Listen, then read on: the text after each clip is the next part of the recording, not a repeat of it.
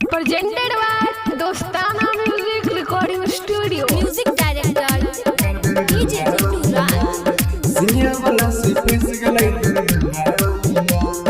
छोड़िया के होटलाली पार छोड़ा भेले हलाल छोड़िया के होटलाली पार छोड़ा भेले हलाल सिनिया वाला से फंस गई दरभंगा वाली माल अरे तारा वाला से फंस गई दरभंगा वाली माल छोड़िया के होटलाली पार छोड़ा भेले हलाल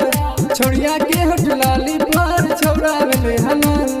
सिनिया वाला से फंस गई दरभंगा वाली माल अरे तारा वाला से फंस गई दरभंगा वाली माल Music director DJ Jittu Raj. सिनिया वाला से फंस गई दरभंगा वाली माल दरभंगा वाली माल पढ़े ले आयल रहे छोड़ी नेपाल से बच के न जैते सिनिया वाला के चाल से रे पढ़े ले आयल रहे छोड़ी नेपाल से बच के न जैते तारा वाला के चाल से पढ़े में छोड़ी रहे 12 बेजोर रे मजा लगे छोड़ दिलकई छोरा के संग रे लगे मजा छोड़ दिलकई छोरा के संग रे बाबू जानो कह के तोरा काट ले तो गाल बाबू जानो कह के तोरा काट ले तो गाल तारा वाला से पट गई दरभंगा वाली माल अरे सिंगिया वाला से पट गई दरभंगा वाली माल Music director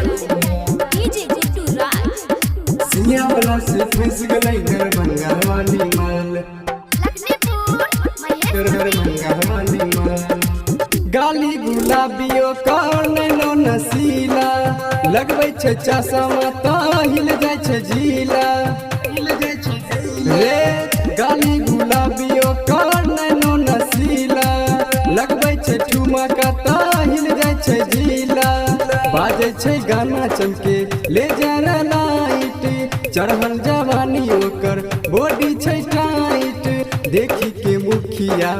करते सोसाइट राकेश ठाकुर ईसु के बिगाड़ दिलकै हाल राजा जी सुनील वो के बिगाड़ दिलकै हाल